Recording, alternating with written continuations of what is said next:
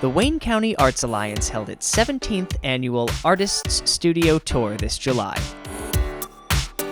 There was a group of artists in Wayne County who banded together to form the Wayne County Arts Alliance, and this was their primary objective and the main purpose of our alliance, which is they started a tour so that people could go to artist studio, see where they work, see their art, also presented an opportunity for the artists to sell their art so that they could foster an functioning art community in Wayne County.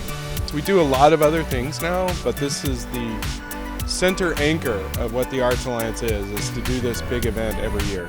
We are providing a connection between artists and art lovers. We're providing enrichment of our community with culture so that in a small, mostly rural county, we have a tremendous amount of artists who live here. And we have a lot of people who are interested in art, or we help provide music, not just like painting art, but music art or poetry.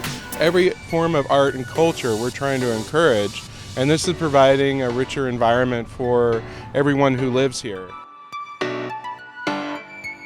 Showcasing the work of 16 local artists, the Studio Tour presents an interesting opportunity to see creatives at work in their own spaces. I first discovered making art probably in undergraduate school many years ago at Ohio University, and worked with a lot of different materials, but certainly preferred three-dimensional direction. Right now I'm doing mostly all functional wear, although in the past I've made a lot of more sculptural work out of clay.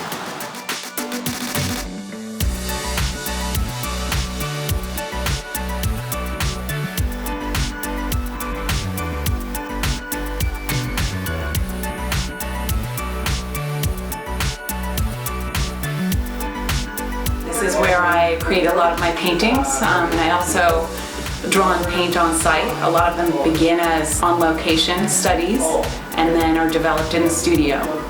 I'm most interested in exploring place, whether it be a wooded pathway, a mountain, lake, sometimes a deep canyon, or an alpine Italian piazza. Most recently, just maybe the past 2 years, I've been working in watercolor.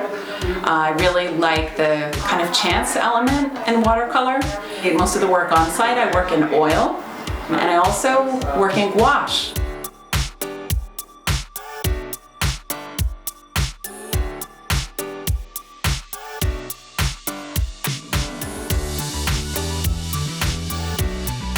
From a very early age, I knew I wanted to be a potter. Currently, I'm working in fiber and clay, combining felt work with raku pots, marrying my two favorite mediums, but show me something and I will figure out what I'm going to do with it, what creative thing I'm going to do with it. You too can be creative. It's in us. There are some people who are just, it's innate and they are talented from day one. But if you have a true passion to learn and create, I believe that everyone has that in them. You just have to exercise it. Having a photography studio in Manhattan for 23 years, I needed to offset the hustle and bustle of urban life with vacations to beautiful spots like New Zealand, Canada, Europe, where I'd photograph. I'd do workshops and then photograph on my own, or just travel to photograph on my own. So getting out in the landscape was an antidote to urban living for me. What draws me to painting is not necessarily the picture itself. I don't look for beauty at all. That's not something that draws me to nature. But I look for that state of mind when you're abstracting from life. You're converting all of your senses and you're converting nature itself, the infinite complexity of everything, into swatches of color. A lot of my newer work is of Lancaster because I live there. I paint from life. But whenever I come home to visit, I paint nonstop because I'm in love with the landscape of Honesdale in Wayne County.